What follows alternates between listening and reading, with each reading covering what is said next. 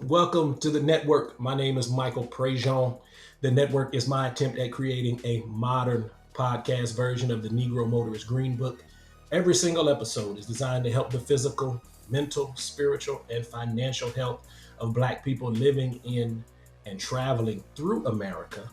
Today's esteemed guest is Dr. Christina Payne Hull. She is an author, wife, mother, speaker, educator, creator, survivor, etc., etc. Christina, glad to have you here with us today. How are you? I am doing great. It's great to be here today with you.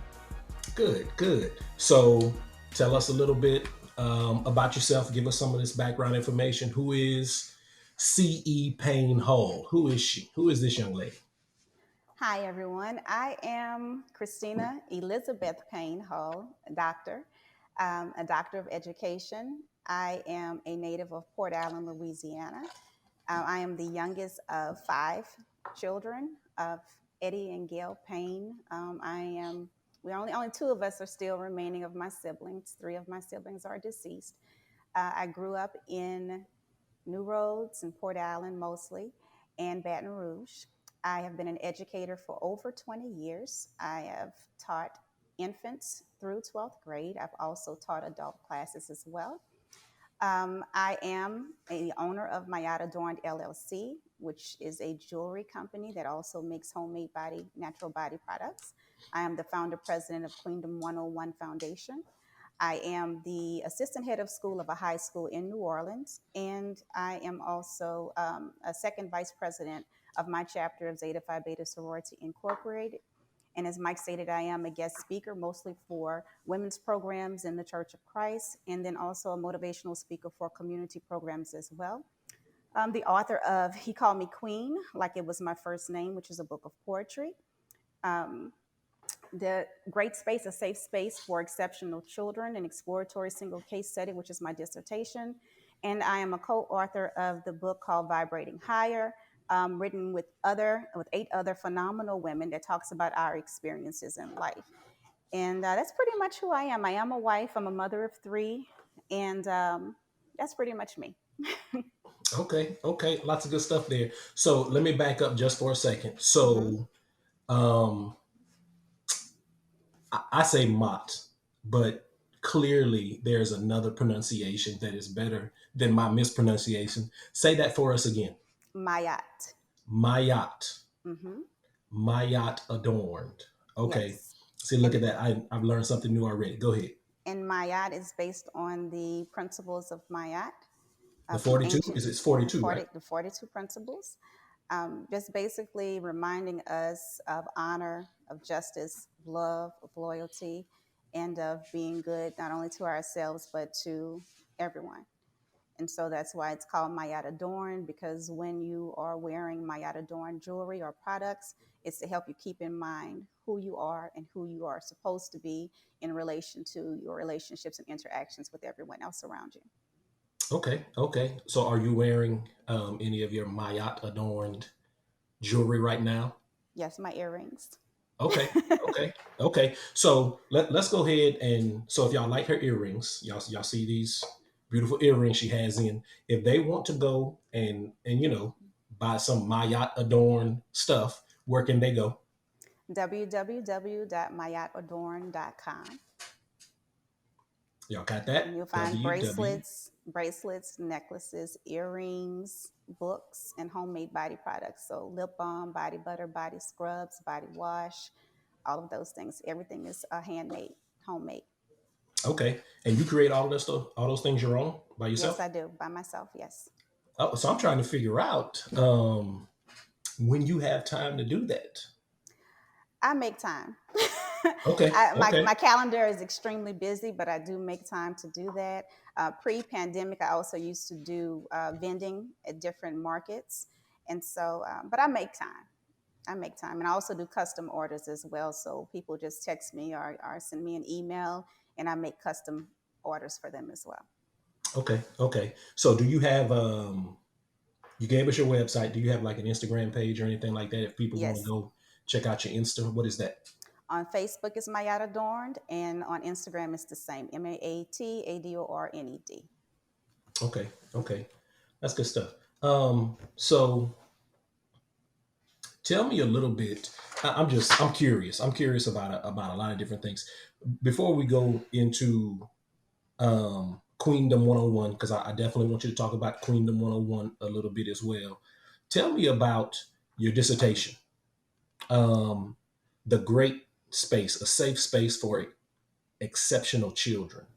What was that study about? This study was about creating a space for exceptional children, or children who are labeled as special education students, so that they would not have disciplinary removals from school. So, a little background about myself as an educational leader. I have been a behavior dean, a dean of students, a vice principal of student affairs, and then now an assistant head of school. So, I serve in the capacity of students dealing with discipline and behavior, but then also now as an instructional leader. Um, I have always, I know I'm not into suspending students from schools. And so, as a disciplinarian, one of my goals was to reduce our suspension rate, our out of school suspension rate for our students, but especially for our students with exceptionalities. And some of those exceptionalities, including, ED, emotional disorders, and things like Mm-hmm, that, mm-hmm, where mm-hmm. students are not necessarily in control of everything that they do. And then a lot of times the environment can impact students' behavior. And so my dissertation is a single case study about a school that decided to um, eliminate those punitive practices and implement more restorative practices into their disciplinary policies. And so that's what the Great Space is. The Great Space is a place where students can go. It started out as their exceptional students that had a variety of needs. They need to go to a place where they can calm down, they can talk to a caring adult, they can play with some manipulatives, they can color if that calms them down, and then they can return to their classroom instructional time in a better space. But then the school also decided to later open it up for all students who were experiencing different types of trauma, so that they can have a space to reset themselves and then return to the instructional space. And so that's pretty much what it was about, just making sure that, as educational leaders and as educators, we are finding alternative ways to help our students instead of just sending them home. Because a lot of times students go home and that's not going to solve any problems. And so we need to tackle the things that we can tackle while we're in the school setting, and keeping our students in the school setting with us, with caring adults, making sure our adults are trained in restorative practices and trauma informed approaches, can help the school environment as a whole, but then also can help build and help our students to grow. And so that's really what it's all about. Just making sure we're not sending students home, out of school suspension, student removals, expulsions when we don't have to. I realized years ago that when kids are cutting up or acting out, that it's a cry for help. It's a symptom. Hmm. So why? So a couple of guests ago, we talked. Um, Onita Gage and I, a friend of mine, and I just asked her, the current education system, the way it's set up, you know, does it work? We were talking about black boys, for black boys, and she was just, very frank and just saying it doesn't, it doesn't work. Um, so listening to you talk, one, let me ask you this: the case study, was this the school in Philly? No, it was not. Okay, because I'd read about a school in Philly, in Philadelphia, that was doing something similar. Um, and I work in the educational system as well. Um, I have a lot of thoughts about it, and I don't want to go too deep into it here, but I often wonder if it is broken beyond repair. I'm looking around in my local area, and Mm-hmm. we're going to have a teacher shortage. It really looks like we're going to We have a have teacher one. shortage. No, we You have know, one. We definitely yeah, have one. And um, the pandemic made it very larger, but we have yeah, one. yeah. I don't have the answers. I don't have the answers, but I know what we're doing. Um, doesn't necessarily work. I am the teacher who, when the kids come to me and they tell me, man, coach, school sucks, I can't wait to drop out. I'm like, Mm-hmm. okay, I'm okay with that as long as you have a plan. Mm-hmm. Do you have a plan? What's your backup plan? Uh-huh. What do you really want to do? So I try to engage in that discourse with them, because I'm like, yeah, school kind of sucks. It really kind of sucks the way it's kind of structured and set up. um Well, I think of it like this. I think it is fixable. But one thing that we have to do is look at ourselves as adults and what we're bringing to the table and the type of environment that we're creating. And we also have to ask our children what they need, because as adults we have in our mind what we think children need, and we don't right, necessarily really understand. We can guide them because we've had more experiences than they have, but we have to ask them what they need. And if there is a child that says they don't know what they need, then that's a perfect opportunity and a teachable moment to give them some ideas and to help guide them. But at the end of the day, and I tell this to my own children, I'm not you. And so the way that I think and the things that I would do based on my experiences, I can guide you in the things that I like and that I want to do because, that's just me. But that may not be you because we're all individuals. So I think we have to first really, as adults, take a step back and look at what is it that our kids need. And once we find out what it is that they need, then, as the creative, innovative thinkers that we are, then we have to fashion what we do for that. And yes, we are in an educational system, and that's another story that, another conversation that right, we right, can talk about another time. But even within that system, as educators, we have autonomy to do a lot of things. One thing that I learned at Southern University from our instructors is that yes, there are specific things that you have to learn in order to pass. The at that time it was the teachers, the national teachers exam, and now it's the practice. There are certain things that you have to learn to pass those specified standards that are set in place for the reasons that they are set in place. However, once you step inside that classroom, the most important thing that you need to learn is your students and their learning styles. And then you have to change and alter the way that you teach to make sure you are able to meet, even if it's 20 different learning styles within that classroom setting, you have to be able to meet them.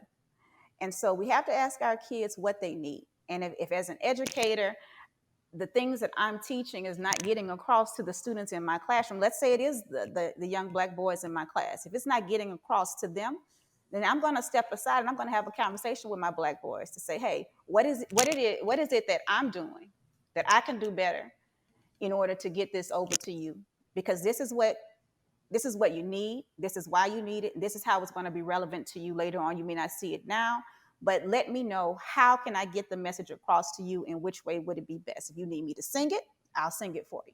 You need me to do a TikTok, I'll TikTok it for you. What is it? How can I help you to learn the information that you need to learn so that you can be better in your future? Because at the end of the day, and I tell this to my students and my own children now, you're in high school for 4 years.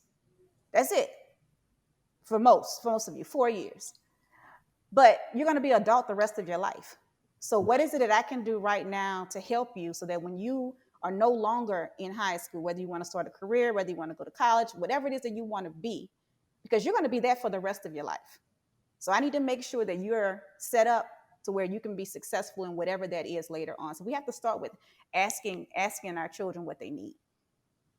that is important. I do not believe that enough teachers do that. I think sometimes, and I'll just say I think sometimes we're just trying to get through the lesson, and that's a very broad and general statement, but I think that happens sometimes. So here's what I want to do right here.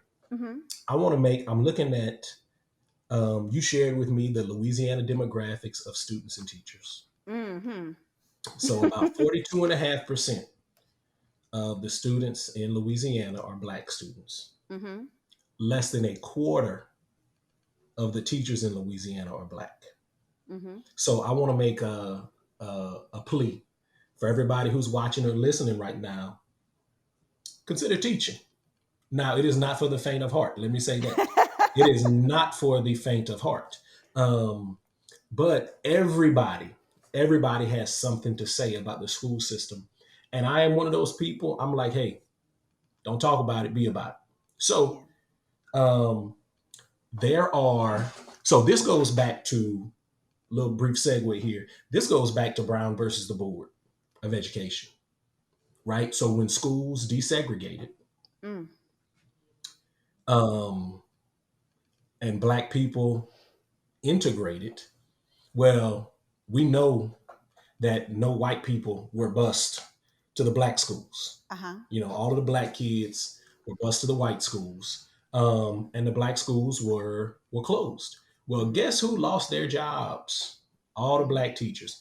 And as a community, we have not recovered since then. This is 19 Brown versus Board was that 1954. So here we are more than half a century later, and we have not recovered. So the number of Black teachers, because and I want to, take this directly back to your dissertation. Asking our kids what I need. Number one, you got to be comfortable. I know I'm comfortable talking to kids, right? Mm-hmm. You are comfortable talking to kids.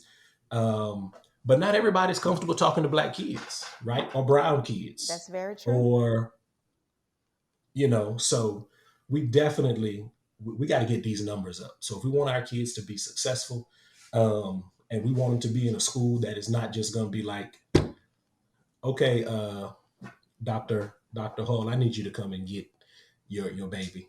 We got to send him home for 3 days, and then when he comes back, he's going to be in school suspension for 10 days. Mm-hmm.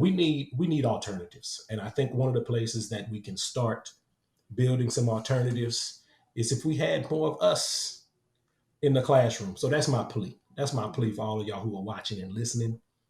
Join this teaching force. Come out here and save some kids. Yes.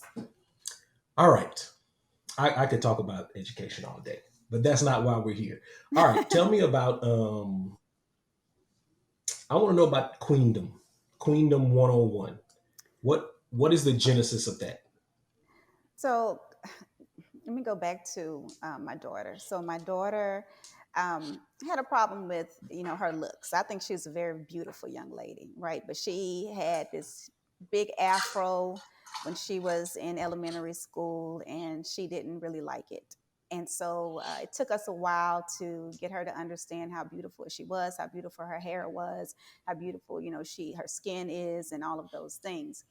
And so I thought about other girls that are her age, Black and brown girls who are her age, who are struggling with the same thing, whether they're in a school with predominantly white children or whether they're in a school with other Black and brown children. It was still a struggle with the hair and the skin color, colorism, and all of those different things. And so Queendom 101 came out of me thinking about my daughter and other girls her age and their struggles. And then also working in high school, looking at the struggles of our girls in high school, and just making sure that I started a program to help them with self awareness, self respect, um, and giving them more experiences in different fields of education and knowledge, and introducing them to different women of color that in a lot of different variety in the community. And so, Queendom 101 is just to make sure that we're empowering our young ladies to see who they are right now and to also see who they can be and to help them encourage and empower one another. And so, it's for girls ages 8 to 18. And so, I started out with just doing two programs a year, a Girls Empowered program. I did one in Baton Rouge, and I would do one in New Orleans as well. And in those programs, there would be it was be a full day program with different women of color coming in to do guest speaking and then doing different activities for our girls. We did a great session right before the pandemic, colorism with Shira Phillips, where the girls learned to understand the historical background of colorism, and then learning to do different affirmations for themselves about how beautiful they are, no matter what tone of skin color that they had, no matter what texture of hair that they had. But it was just more so empowering young women to love themselves and then to encourage and love one another. And so that also the website for that Okay. is How long have you www.queendom101.org. And I'm always looking for women of color to work with us to, do different sessions for our girls. Okay, okay. What's that website again? Queendom101.org. Queendom101.org. How long have you been doing Queendom 101? I've been doing Queendom 101 since 2019, but I've been speaking, Okay, to young okay. ladies for a very long time. So I coach girls athletics. I'm a Hmm. girls basketball coach, um, and I've been adopted.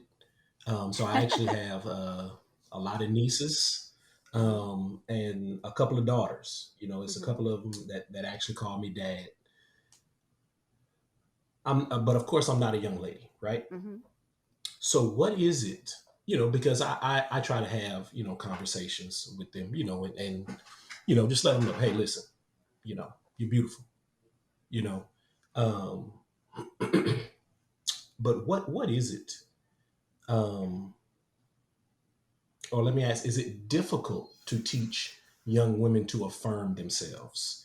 Is it something that comes natural for some young women, or is it something that's just kind of naturally difficult for young women to affirm themselves? I think it's a couple of things, and I'm gonna speak from my own experience. When I was younger, I was teased about a lot of different things. I was teased because at that time girls had perms in their hair. Well, I didn't have a perm. My mom wasn't going to put a perm in my hair. She pressed my hair, but as soon as you go out into Louisiana, humidity is poof. It's all over your head. I was Yeah, teased yeah, because I was a preacher's kid. I was teased because I didn't wear pants. I was teased because I made good grades. I was teased because my mama made all of my clothes. And then I was teased because I had spaces in my teeth because I used to suck my thumb when I was a little girl. And then I was teased when I got braces on my teeth. And so it was a lot of things going on, but I was the type of kid that no matter what anybody said to me, it only pushed me to do greater things. And it didn't impact me as I see it right, impacts our girls today. But one thing that I would say is that my mom taught me that she told me that I was beautiful, and she told me to you don't worry about what other people say about you. You know who you are, and that stuck with me growing up. Even though I'm like, Mama, are you sure? Because these kids saying a lot of stuff about me, right? But some of our young ladies are not strong within themselves to not take all of those things on, especially if for some of us, we do have a strong family that encourages us all the time, but some people don't. Sometimes some of those things happen within the hmm, household as well. And so we have to just be mindful, as adults and as parents too, of how we interact with our children within the home when they're young, about what they look like, right? And then also, because knowing, hmm. going into schools, you know adults are not going to catch everything that's said. And so I think that one, it comes And from kids the are cruel.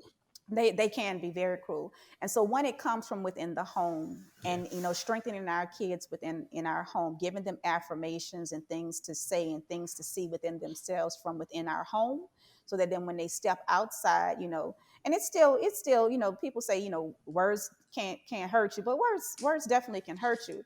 But knowing what to do if somebody says right, something to you. So I used to teach my children in the car, driving to school, like what are you going to do if somebody says this, and giving them different examples. Because being, like I said, when I was a disciplinarian, a high school disciplinarian, there were so many cases that came across my desk. So I would go home, on a ride home from school, and ask my child, well, if somebody said this to you, or if somebody put this on Instagram about you, what you gonna do about it? And then they would tell me, or they say they didn't know, and then I'll give them some tools and some things to say or some things to do, where you can combat those things. Now, is it going to hurt your feelings? Yes, it's going to hurt your feelings sometimes, but then how do you handle it if it does? And so just giving them the tools, and understanding that everybody's not nice, but when somebody's not nice, this is what you can do about it, you know then that helps. But if you don't have that, then it's very difficult when someone says something about you, especially for a little kid, especially when, children want to be accepted by their peers. Then it's very difficult if you don't have a support system who helps to guide you through those things. That's important. That's important. And as a I don't have a biological daughter, Mm-hmm. unfortunately. Mm-hmm. I have two sons, but so affirming them in the home and giving them tools, Give that's them important. tools. So if you have young women, yeah, if you got young women at home, nieces, nephews, your neighbor, friends of the family, make sure you affirm them. Affirm your Mm-hmm. babies, including if you have sons. Make sure that you give them those tools. Tina, that was excellent. Thank Thank you. you. All right. So before we move into your why, for those of you who are watching on YouTube, I need you to hit that like and subscribe button. If you're listening audio, go to Apple. Go to Apple. Give us 5 stars. I really, really appreciate that. All right, Tina, you have some whys, some WHYs.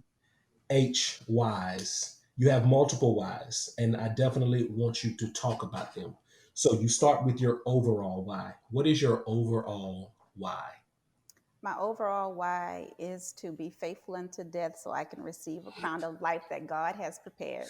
So before anything I am at this present moment in my life, I am a Christian. I am a servant of God. And I live my life in such a way that I can be pleasing to him.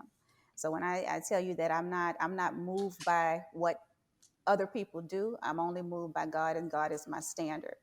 And so, with that, my present why is to use the talents that God has given me.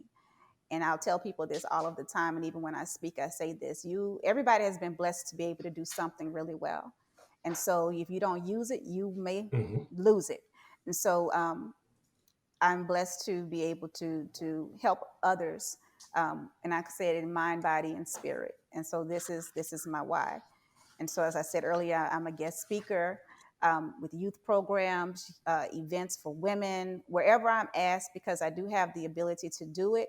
Then I'm not going to say no unless it conflicts with something else that I'm doing on my calendar. But for the most part, if someone asks me to come out and do something, to speak, to do a program, to support, I'm coming, because that's what God blessed me to be able to do. So that is my overall why, is just to help support and to empower people as I can. Let me ask you this. Mm-hmm. What was it like growing up as a preacher's kid? Before we go to your next why. So what was that like? I wrote a poem about it in my book, but small town, Port Allen is a very small town. And my dad grew up in Port Allen. So people knew him before he was a preacher. So that was also interesting.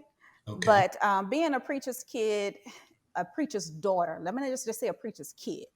Being a preacher's daughter, um, you hold a weight that you didn't ask for, right? Mm-hmm. And so it's difficult because people don't expect you. You're not expected to make mistakes. You're not expected to do things that are what people would consider not righteous, Yeah. right? And Yeah. so the one thing that I've learned about that is I never say what anybody's children will or will not do, no matter what the status of their parents are.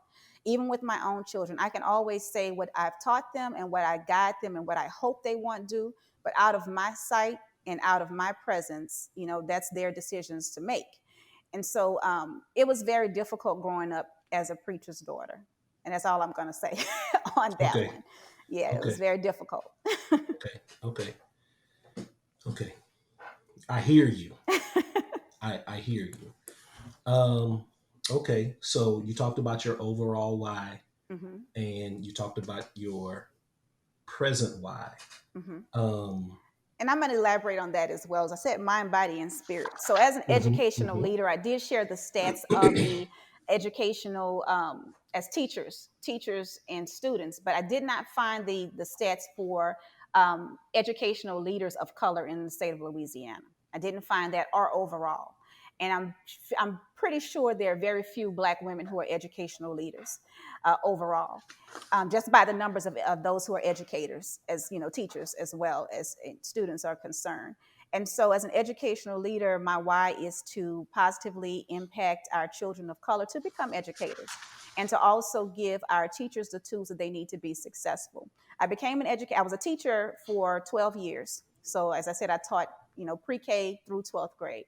For 12 years, I was a health physical education teacher, and I also did some coaching. And I also was on a leadership team in different capacities in all of my years that I've been in education. And so, what I noticed that a lot of teachers were struggling, um, and with different strategies and things like that. And so I realized that, I was a great teacher. I was a great teacher, and I was very creative. I was innovative. I didn't need anyone to give me a curriculum. I created my own curriculum and all of those things. And so I noticed that other people were struggling doing that. So I said, you know what? I think my calling is to be able to lead educators. And so that's why I went into educational leadership, because I wanted to make sure that I can help to adequately prepare teachers, future teachers, and those who are currently teachers. And also, I wanted to make sure that students of color could see an educational leader of color, in front of them as well, and for then any of those who aspire to be that. And I have had students to ask me, well, how did you get to be an assistant head of school or assistant principal? How did you get to be that? And I can walk them through my journey, and they're like, oh, okay, so if I do this, yep, you can do it as well. And so I just want to make sure that, in all professions, where we are, people of color in those professions, to make sure that we're having those conversations with young people to let them know that, hey, you can do anything that you want to do. And I made it in this profession to this level doing X, Y, and Z. And so guess what? You can do that too. And if you need assistance, you need help, I write letters of recommendations for students, for graduates, for college students. I write recommendations for, educators, anybody that I can assist, I do that. And so one of my whys is being an educational leader is to make sure our children of color can see you. And I think that's, very important for them to be able to do that. And also, as I said, from my dissertation, to make sure that we are not giving punitive consequences to our students in education. I believe that the school is a institution of learning, not an institution of punishment. We have institutions of punishment, and that's another conversation as well. But we can't use schools as an institution of punishment when it's supposed to be an institution of learning. And then those who are punished disproportionately are Black boys who have special needs. And so, with that, that's where my dissertation came into play. I am an educational leader because I want that to stop. And where I am, we're eliminating a lot of those things. Before I got into my position as a disciplinarian, we had a 31.3% out of school suspension rate. And now it's at I think it's like the last time was like a 9.4%, and it's getting lower and lower. We eliminated in-school suspension altogether. We don't do in-school suspension. We have what's called in-school solutions. So if you do have to step out of the classroom, you're doing a reset, reflection, you're talking with the caring adult, we're gonna walk you right back over. You put your own action plan in place to how to get back into your classroom. We're gonna be right there with you as you work your action plan to get right back in your classroom. And so that's another reason why one of my whys, just to eliminate those punitive consequences in schools. That's not the place for it. My otherwise, when we met in college, I was a tracklete. That's what I called it. I was a Lady Jaguar track and field, and I still work out. I never stopped working out. I worked out through all of my pregnancies, even when I was sick. Had Stevens Johnson syndrome. When I was able to lift myself on my walker, I was doing dips on my walker because I couldn't use my legs and my feet, but I was doing dips on my walker. And so my why, as it relates to health and physical fitness, is to make sure that whatever you can do, you do it. If you can't run, you can jog. If you can't jog, you can walk. If you can't walk, you can roll. Whatever the case may be, make sure that you're doing something to keep yourself healthy. And if you can't, sometimes some people can't move because of their joints. Get in the pool, do some walking in the pool. Whatever your doctor says is the best for you to do, but to always remember to, if you are blessed with movement, to try to move. And I think that was it. Making sure we're healthy. Health is wealth. Health is the most important wealth, because if you're not here, there is none of these things you can do if you're not healthy enough to do them, right? And so Right. that those are really my whys. My business, I want to make sure with my Adorn, I want to make sure that I build a foundation for my children So if they want to take on Mayada Dorn, or they want to create their own products and put them into Mayada Dorn, they have the avenue to do that. And then, of course, Queendom 101 is to make sure that our girls of color have women of color that can mentor them, look up to them, and give them a lot of experiences to help them to be self-aware, to have self-respect, to love themselves, and then to in turn encourage others to do the same. And so, yeah, so that's pretty much my whys. And I can go on and on, but So that's my whys. no, that's good. It's very clear. The vision is very, very clear. So I wanna ask you. So Mm-hmm. the number one thing I kind of want to do with this platform is, I want to spread wisdom. I Mm-hmm. definitely want to spread the wisdom. There are so many talented professionals in our community. But I want to ask you this: as a young man, I was I was all over the place, right? Mm-hmm. Um, I'm not gonna necessarily say I had vision. So when I graduated high school, I had two things on my mind. Number one was seeing if I could play baseball somewhere in college. Mm-hmm. Um, and then number two was, well, if I can't play baseball anywhere in college, I'm going to New Orleans for college because I wanted to go and have a good time in New Orleans because I used to go to the Classic, when I was younger. And, my wife mentioned the other day, she just kind of looked at me and she was like, you were a party animal. And I was like, yeah, yeah, I really was, babe. So I really did not have the vision, right? Like I was trying to. That's how I ended up at Southern, playing baseball. So it was like I'm gonna play baseball or I'm gonna go party. That's where I was. So as a kid who kind of lacked vision, where did you develop the vision for all of these things that you do now? How was that developed in So, Mike, you? Excuse I me. was the opposite of everything that you said about yourself. So I was the kid that always had books, and I was always reading, and I was teaching my baby dolls. And my brother, who was a year older than me, he was one of my students, even though I was younger than him. And so I had great teachers. Well, take that back. I had great teachers, and I also had teachers that were not so great. Hmm. And so my vision came from my great teachers and the things that they instilled in me. And I always knew that, and I'm talking about from probably kindergarten. I think kindergarten was when I said I was going to become a teacher. And from that point, that's what I knew that I was going to be. And I knew that I was going to be health and physical education teachers because I had really two really great health and physical education teachers, Miss Dana, I'm sorry, I'm calling her daughter's name, Miss Trotter, and then Miss Allen, who's now Miss Grimes in Port Allen.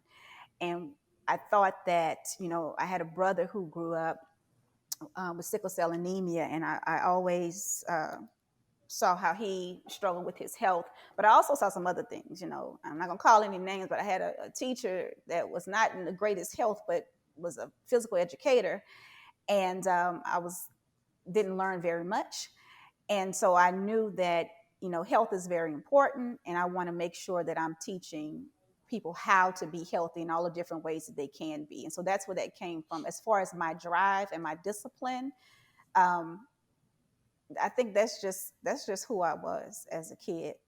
And anything that I set my mind to do, I was going to do it. And I think that's where me and my dad clashed a lot. But anything I set my mind to do, I was going to do it, and I was going to learn everything about it. I was going to read everything about it because I didn't watch TV a lot when I was growing up. I didn't listen to music a lot. I was most of the time as a kid, I was outside a lot. My dad taught us how to play pretty much all sports outside. Taught us how to garden. Taught us he was a carpenter, so he taught us how to. We didn't get the toys that were bought in the store. If we wanted something, my dad made us go to the library, get a book, and he got wood out, and we had to make it. Um, Wow. no, I'm very serious. I didn't get the Barbie doll houses. I got some wood and a book from the library on how to make a doll house, and was outside with my daddy making my own doll house, my own baby stroller, all of that stuff. So that was just instilled in me, and till this day, I'm a reader. I do research. I write. If I want to know something, I'm going to go and find it, and I'm going to read about it as much as I can. I was the kid in college. This is funny. I didn't go. I went out to, I think, two events at Southern University the entire time I was there, because I was always studying. I went to, when I crossed Zeta, I went to whatever that little club, I think it was Rags or something at the time, that evening that I crossed. We had a little party there. I was in that party for probably 20 minutes, did a stroll and strolled right out the door. I don't Oh, think people even wow. miss me. And then we had an athletic skate party in Bruley. They pulled me out of, Ebony and Shakita pulled me out of the bed to take me to that skate party in Bruley with all the athletes. And that was the only two events I went to. Other times I was studying.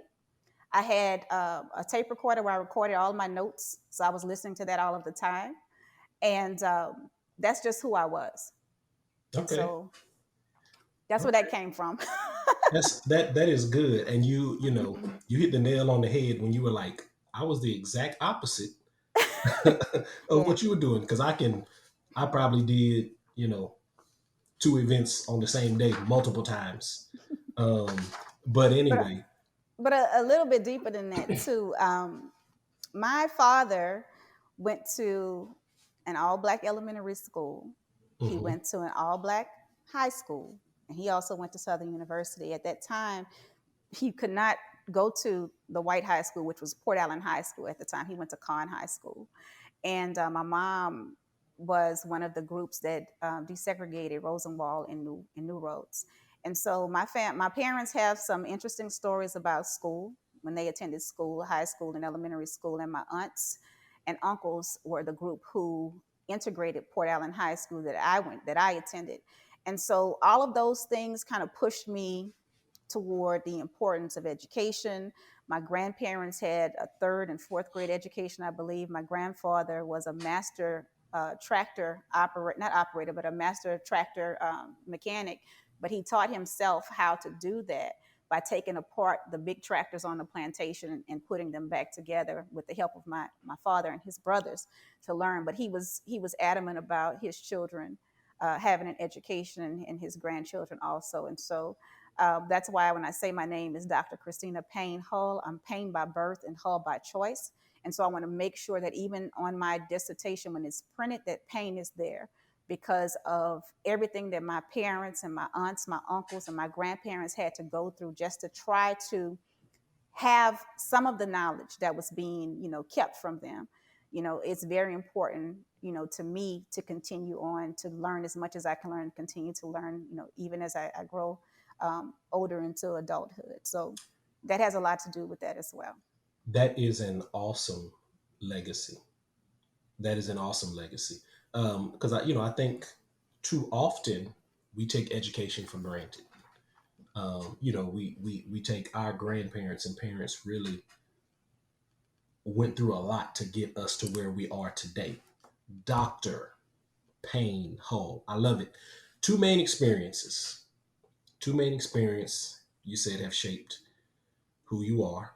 The first one you said was your brother's death Hmm. from sickle cell anemia. Yes. So my. Um, Hmm. no, go ahead. Go ahead. I had a best friend. My best friend passed from sickle cell in Hmm. '93. So Yeah. I understand that a little bit, but talk about your brother. So my brother is Nathaniel. Most people know him as Nate Payne. He was also at Southern University as well in the Timbuktu Academy at Southern University. He suffered from sickle cell anemia our whole life. So even in elementary school, I remember sometimes my mom wouldn't be home because she would be in the hospital with my brother, and so his death really changed me a lot. I've never experienced death of anyone that was close to me. Mhm. And when my brother passed away, he was 27 years old, and it was the day before my 26th birthday. So I haven't really celebrated my birthday ever since that. And that was in 2003 because he would always call me at midnight on September the 8th to tell me happy birthday. And so he couldn't do that year because he had passed away. And but it also made me really understand through his whole life, he always helped. and he helped everybody, even though he was in a lot of pain all of the time. Um, he helped everybody.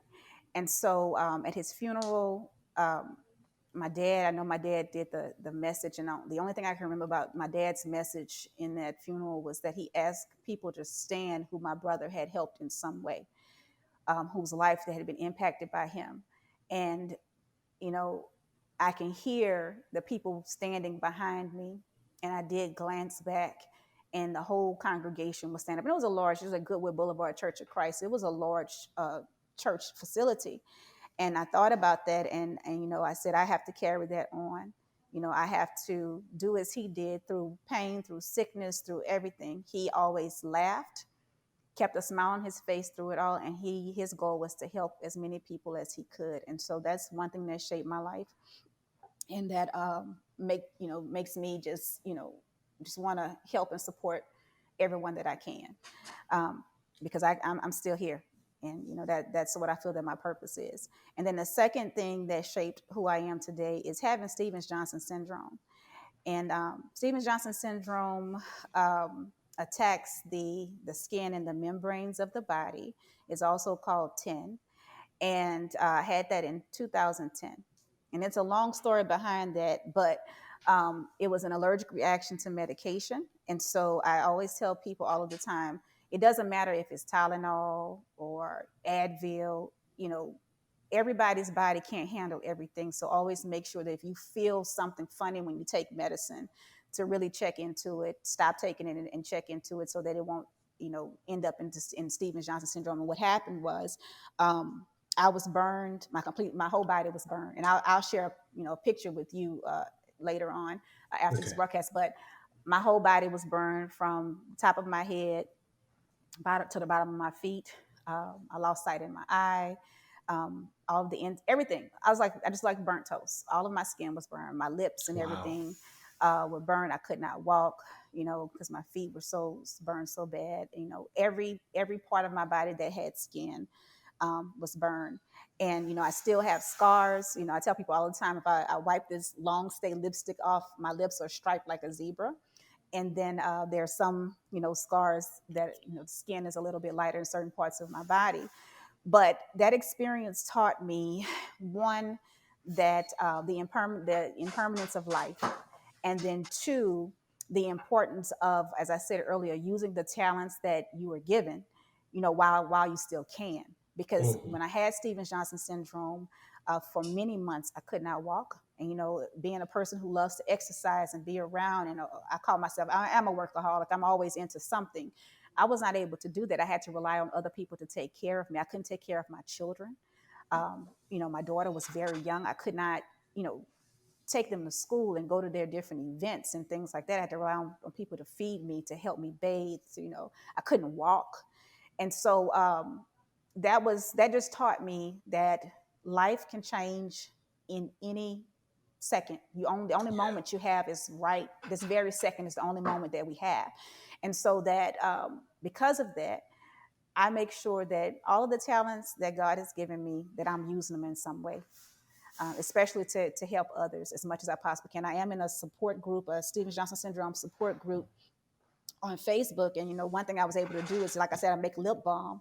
And so for those who are recovering from Stevens-Johnson syndrome, I would, mail them free lip balm just to, to give them something soothing for the skin on their lips, and different body butters and things like that. But that has pushed me, in my Christian walk as an educational leader, continue to be physically fit, continue to do all of that I can while I can. Because at that time, I didn't know whether I was going to live or die. Wow. Wow. You are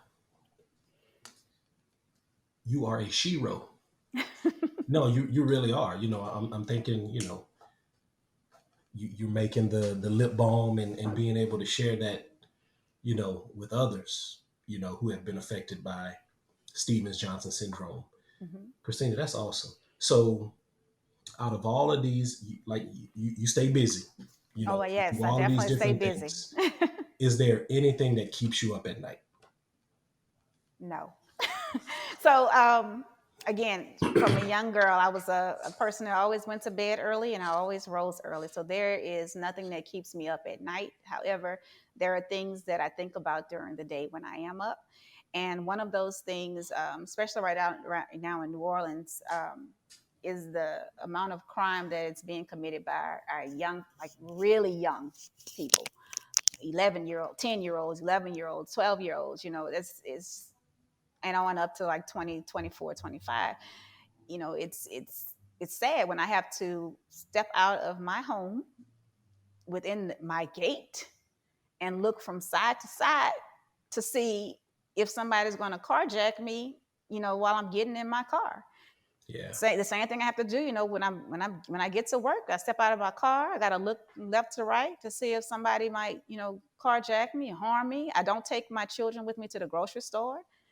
If at all possible, I don't take my children with me to the gas station.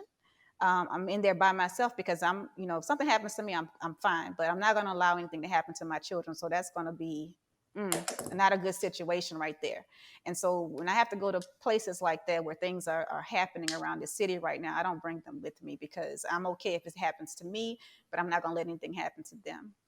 And so that's what concerns me. Just what is going on with our youth, and how can we put things in place for them where they're not out carjacking and robbing. So is it about the money, or is it about a status?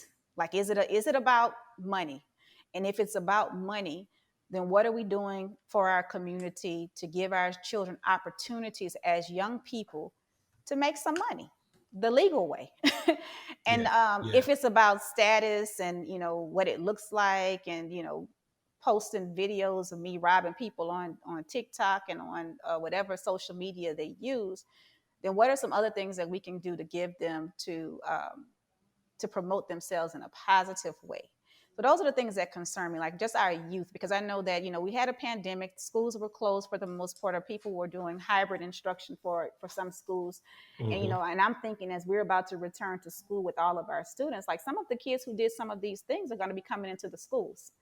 And so, what do we have in place, uh, to help guide them while we have them, and to keep them, grounded into not going out into the community and harming the members of our community? And so, those are the things that I think about. I'm just concerned about our youth. And like I said, the area of New Orleans where I live, I see young girls prostituting themselves.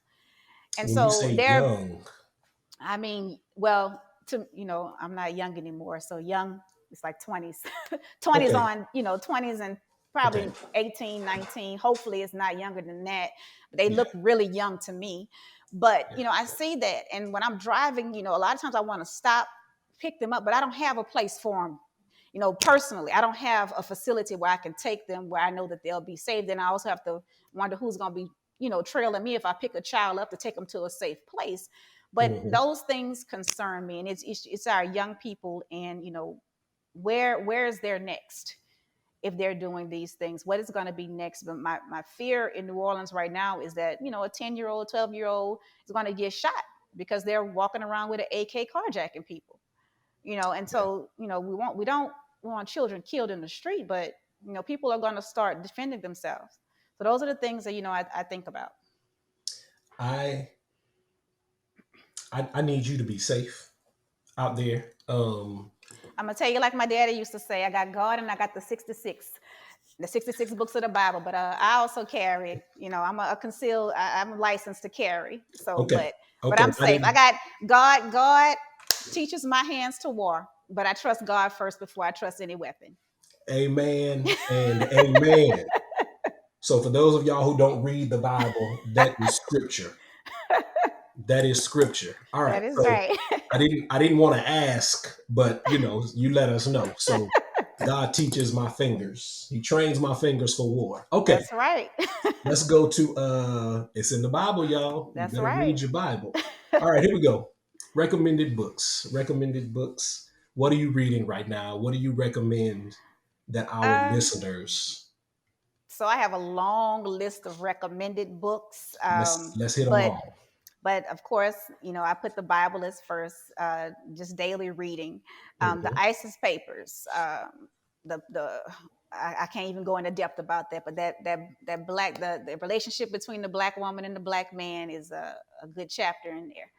Um, I don't say the N word, but Nigger by Dick Gregory, and he Mm-hmm. talks about why that was the title of his book, and Mm-hmm. so that's a great book.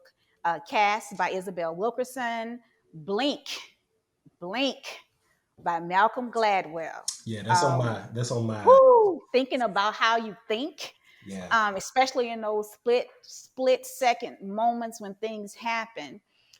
Just as I am, Cicely Tyson. I read that, and oh my, I had a very. She's just a queen. That's all I can say. Yeah. Queen, queen. Ooh, medical apartheid by Harriet Washington. When you read that book, you have all kinds of thoughts and feelings about everything uh, dealing with the medical field. Assata by Assata Shakur. It is my duty to fight for freedom. It is my duty to win. We must love and protect one another. We have nothing to lose but our chains. I say that a lot of times. We have nothing to lose but our chains. The New Jim Crow Good. by Michelle Alexander. The 48 Laws of Power by Robert Greene. The Art of War.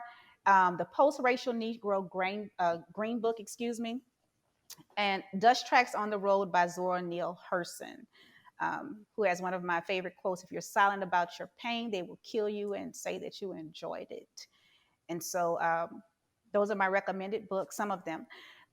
What I'm reading now, of course, I read the Bible every day. Mm-hmm. Mm-hmm. Improving instruction through supervision, evaluation, and professional development by DiPaolo and Wagner. That's for principals and instructional leaders. The Medical Mafia, very interesting book. Lead from the Outside by Stacey Abrams. I finished that one already, but that is what I was reading at the time I did this questionnaire. Strong Black Girls Reclaiming Schools in Their Own Image. Amazing book. Mm. Um, My Story, My Testimony, My Deliverance by Rosalind Woodfox, which I have completed. And then Building a Better Vocabulary by Kevin Flanagan. One thing that I can say about, building a better vocabulary, growing up in Port Allen, and I was a kid also that did not talk a lot. And so my vocabulary was not very extensive vocabulary. I was quiet. I was quiet during college as well. Kind of like Denzel said in the movie, I don't, dance unless I hear music. So I didn't talk a lot. And when I went into my master's degree program and I was required to speak and do a lot of presentations, I started to realize how limited my vocabulary was. And so I always try to improve my vocabulary as much as I possibly can. And so building a better vocabulary is something that, I'm always listening to. That's So those good. are my recommended books. That is, see, this is why I love doing this podcast. I get to talk to people who are smarter than I am, and then they recommend all of these great books, you know, that I need to go and buy. So one of them that comes up, this is probably the fifth or sixth time that it's come up, is Medical Apartheid. Um, and I'm gonna be honest with you, I am currently reading the New Jim Crow, Hmm. and I've been reading it for a while because I'm just angry. I'm just gonna be honest with you. Reading, and I consider myself a reader. I'll Hmm. read 2 to 3 books at a time, but That's that is me. one book that I am struggling to get through because, excuse me, I'm just I'm just pissed off reading it. It's kind of traumatizing as I read it. So I know eventually I'm going to get to Medical Apartheid, um, but that is one that comes up consistently over our first 2 seasons. This is Mike, probably episode 27. It's Mike, come up 5 or 6 times. Go ahead. when I read the part about sickle cell anemia for one, so I have sickle cell trait. My brother has sickle cell anemia, Hmm. and there's a part in there about the experimental medication for that. And so my brother actually participated in some experimental medication for that. And so as I was reading that, I had to turn the book over, like you said, for a minute before I could pick it back up again Yeah. to read it, because I started thinking about the things that he experienced. And so I'm not gonna go into too much detail about this, because I know this is live and it might impact my family members because they haven't read that book. But he did participate in experimental medication for Hmm. sickle cell anemia, and I have all kind of thoughts about it after reading that. And so, yeah, some of the books that I'm reading, and one thing I'm going to say, I felt that growing up, and I know we're around the same age, that we didn't learn enough in school about our history. And so now at my age, I feel like I am going back to learn everything that I was not taught in Yes. school or at Yes. home, because those things were also not taught to our parents as well.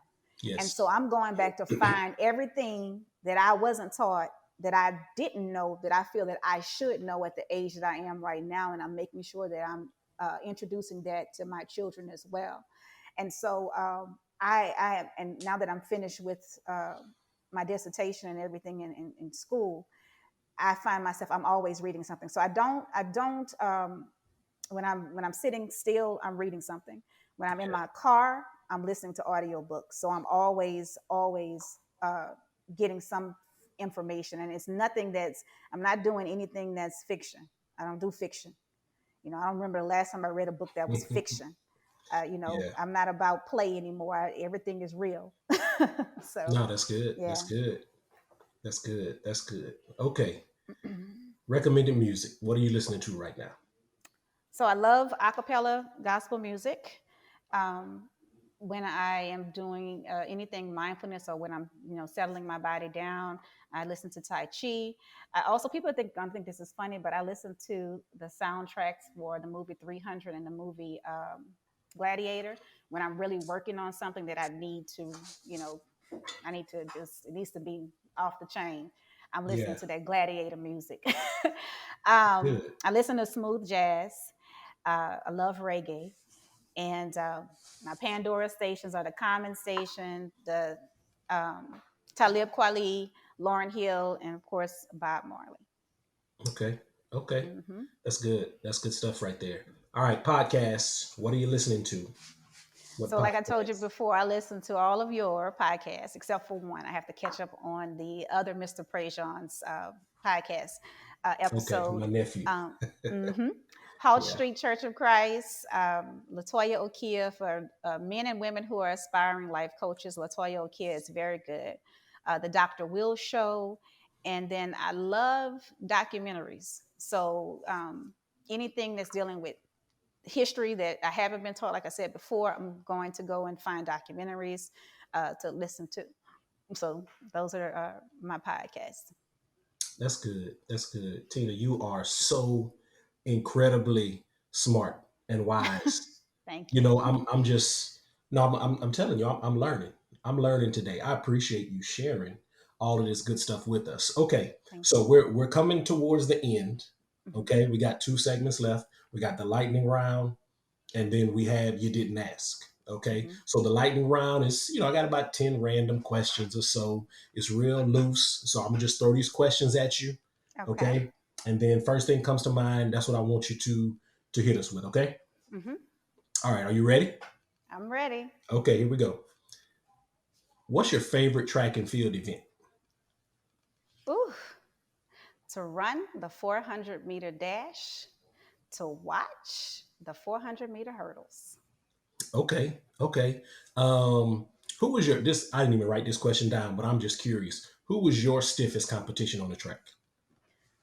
Who in high school, it was Shaida Brown from Bruley High School, and Keisha Lynn Brown, and Tanada Pryor. Okay, okay. Shout out to them. All right. Who is your track and field goat? Florence Griffith Joyner, Flojo. Okay, this question is not on here either, but I'm just wondering. So, coach walks up to you and he's like, "All right, you got to run the 4x4. What leg you running?" I'm running the first leg, and I'm going to always run the first leg in a 4x4 because it helps me get better in my open 400. Okay, okay. So, for you track people listening, y'all need to go ahead and grab that little tidbit right there. Okay, here you go. If you could have any superpower, what would it be and why? The power to heal those who are inflicted with life threatening illnesses. Okay, okay. Have you ever tasted soap? Yes, when I was little, I licked soap when I was taking a bath in the bathtub.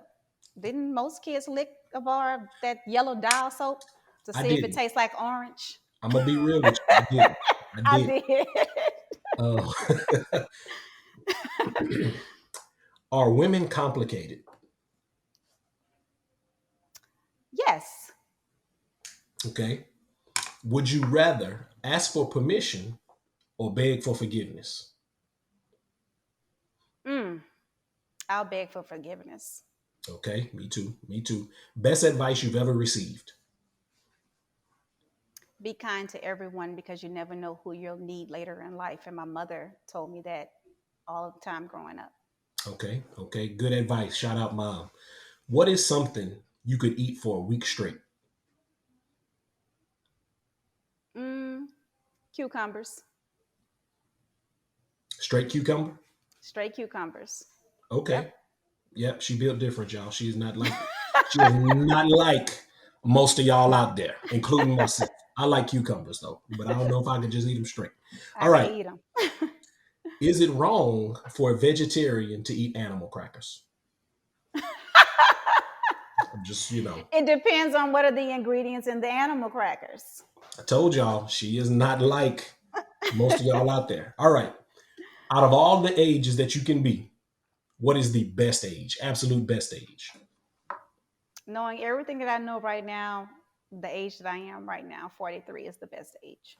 Okay, that's what's up. We're not getting older, we are getting better. That's right. That's what it is. Okay. Good job. Not too bad. See, that was Not too pretty bad. pretty easy. Okay, this brings us to the last segment. It is called You Didn't Ask. This is the segment in which you get to share any unsolicited advice that you'd like. Nobody asked, but you're going to give it to them anyway. So, what do you have for You Didn't Ask?